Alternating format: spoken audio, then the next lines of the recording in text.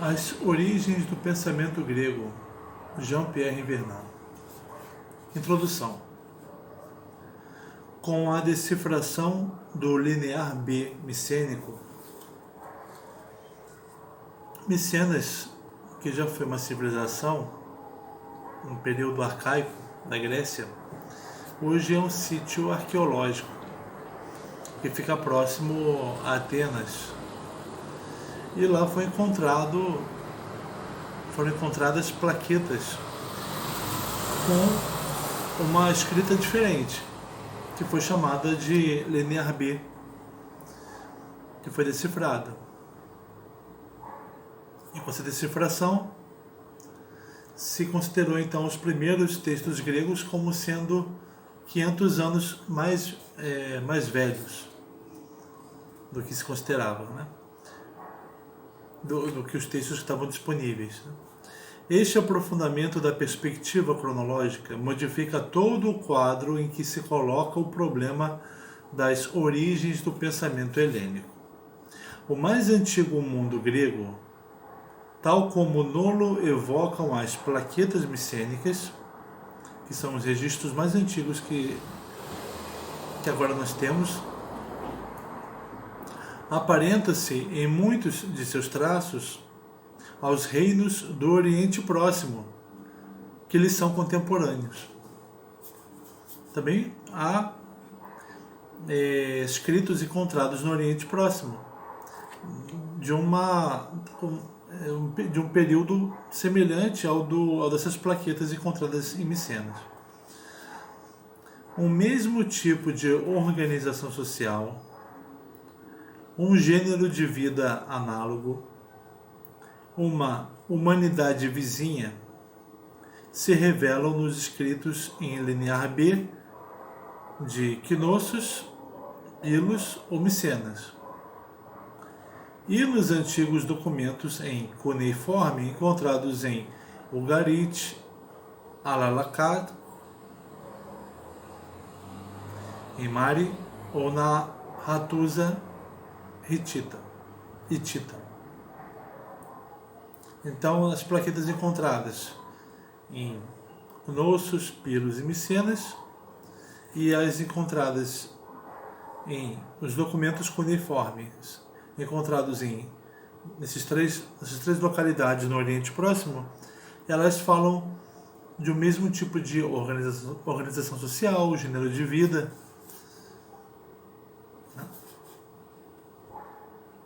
Em compensação, quando se aborda a leitura de Homero, o quadro muda. É uma outra sociedade, um mundo humano já diferente que se descobrem na Ilíada, como se, desde a Idade Homérica, os gregos não pudessem compreender exatamente o aspecto da civilização micênica a qual se ligavam, e que, por meio dos Aedos, queriam fazer ressurgir do passado.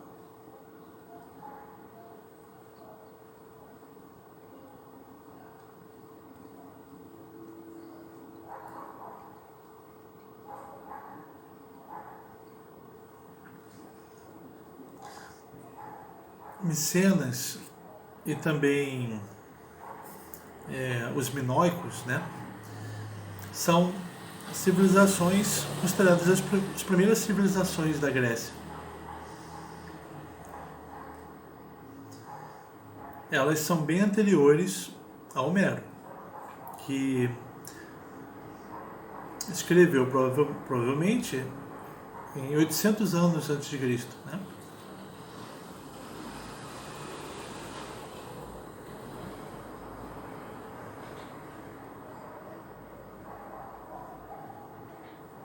Por isso que ele diz que em Homero se trata de uma outra sociedade. E desde a época de Homero, os gregos não podem compreender exatamente o aspecto da civilização micênica a qual eles se ligavam. Já ficou distante esse passado micênico.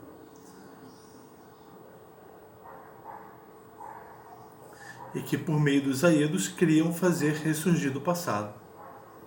Os Aedos procuravam cantar essas épocas antigas, mas os homens não se sentiam mais ligados a elas. Este corte na história do homem grego, devemos tentar compreendê-lo, situá-lo exatamente.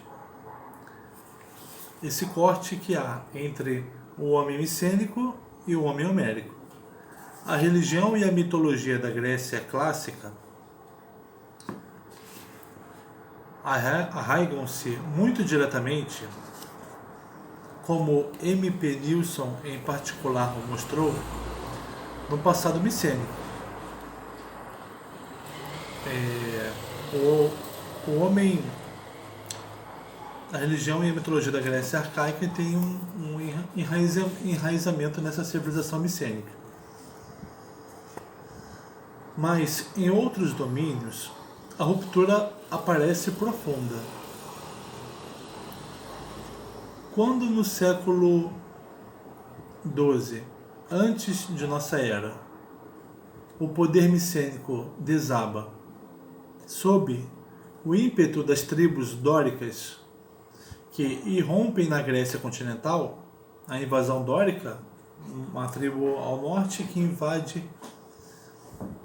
os micênicos, não é uma simples dinastia a sucumbir no incêndio que assola alternadamente Pilos e Micenas. É um tipo de realeza que se encontra para sempre destruída. Toda uma forma de vida social centralizada em torno do palácio, que é definitivamente abolida. Um personagem, o Rei Divino, que desaparece do horizonte grego. Olha as mudanças que ocorreram com a invasão dórica. As mudanças na forma de vida social, que se organizava em torno do palácio, né? A derrocada do sistema micênico ultrapassa largamente, em suas consequências, o domínio da história política e social. Ela repercute no próprio homem grego, modifica seu universo espiritual, transforma algumas de suas atitudes psicológicas. O desaparecimento do rei pôde, desde então, preparar, ao termo do sombrio período de isolamento e de reconsideração dos fatos que se chama a Idade Média grega, ou a Idade das Trevas, uma dupla e solitária inovação. Desapareceu o rei com a queda dos impérios de Micenas e dos Minoicos, e a Grécia entrou na Idade das Trevas, e que foi uma preparação dessas inovações aqui. A instituição da cidade, o nascimento de um pensamento racional. De fato, quando, pelos fins da época geométrica, entre 900 e 750, os gregos prosseguem na Europa e na Jônia as relações interrompidas durante vários séculos com o Oriente, quando redescobrem, com as civilizações que se mantiveram no local, alguns aspectos de seu próprio passado na Idade do Bronze, não tomam, como tinham feito os micênios, o rumo da imitação e da assimilação.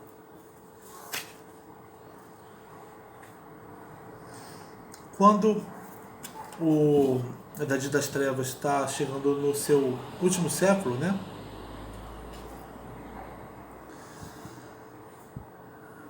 Os gregos vão retomar as relações com o Oriente, em que eles vão redescobrir coisas que eles sabiam na idade na idade anterior, mas tinham perdido, né?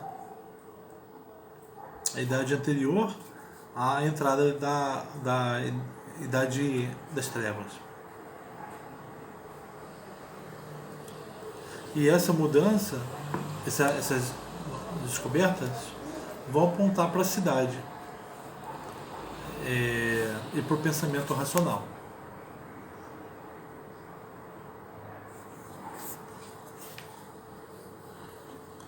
Em plena renovação orientalizante, o helenismo afirma-se como tal em face da Ásia, como se, pelo contato reatado com o Oriente, tomasse melhor consciência de si próprio. Então, o helenismo é essa autoconsciência do grego, que ele tem a partir do contato com a Ásia, que ocorre a partir de 900.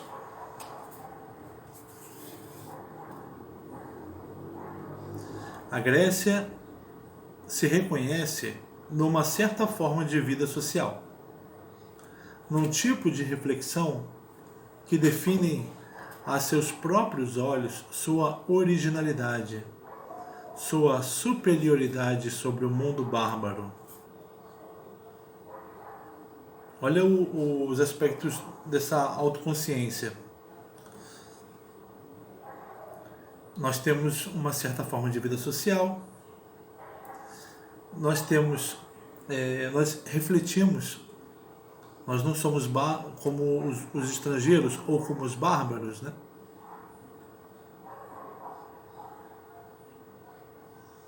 No lugar do rei, cuja onipotência se exerce sem controle, sem limite, no recesso de seu palácio, a vida política grega pretende ser o objeto de um debate público, em plena luz do sol, na ágora, da parte de cidadãos definidos como iguais e de quem o Estado é a questão comum. Não se está organizado mais em torno de um palácio, mas os homens são cidadãos à medida em que eles se reúnem para discutirem o que eles farão na cidade.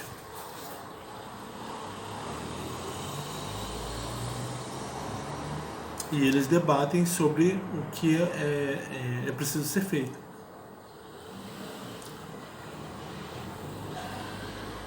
No lugar das antigas cosmogonias associadas a rituais reais e a mitos de soberania, um pensamento novo procura estabelecer a ordem do mundo em relações de simetria, de equilíbrio, de igualdade entre os diversos elementos que compõem o cosmos.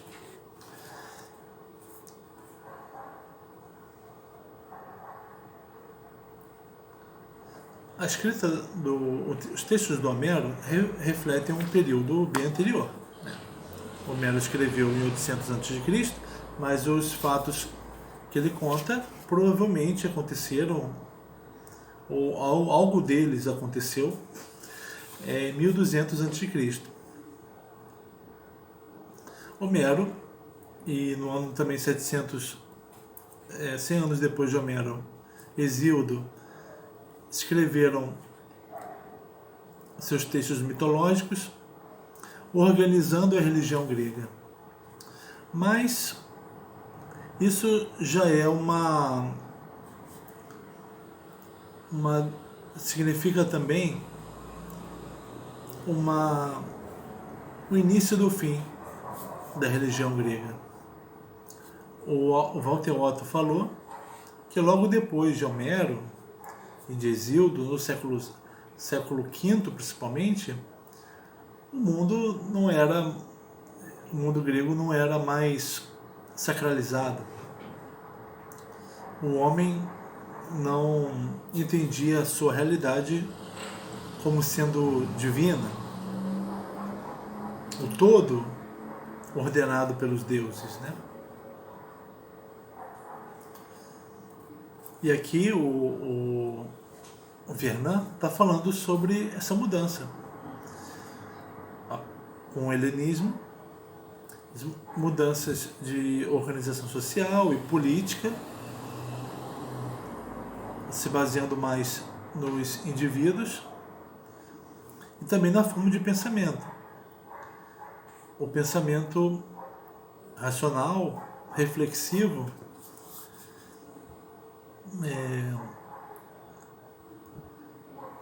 procurando tratar de alguns valores. O mundo não é mais ordenado de acordo com a justiça de Zeus, agora ele é ordenado através de relações de simetria, de equilíbrio, de igualdade entre os diversos elementos que compõem o cosmos.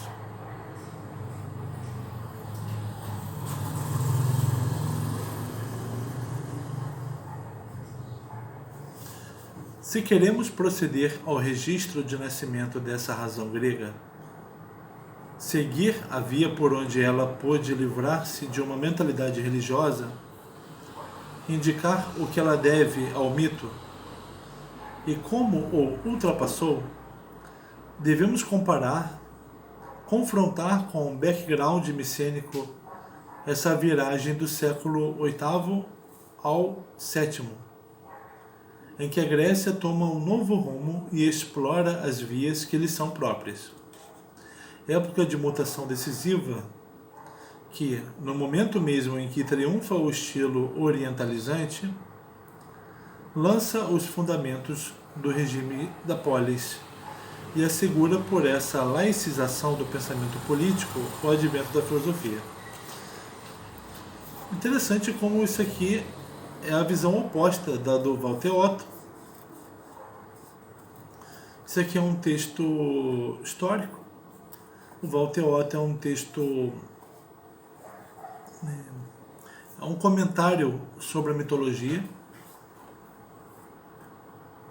E, do ponto de vista histórico, a religião grega foi superada no século V,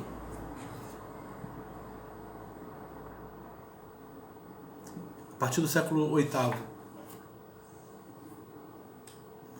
Mas, o que o Walter Otto nos diz? Que os deuses estão presentes até hoje. Nós temos ainda na nossa experiência uma percepção divinizante das coisas. Nós vemos as coisas pelo que elas têm de excelente, encantador. Nós vemos os homens pelo que eles têm de encantador. Nós temos passamos por coisas que parecem encantamentos. O amor, o nosso desejo de guerra. Por isso que a gente estuda o Otto. Mas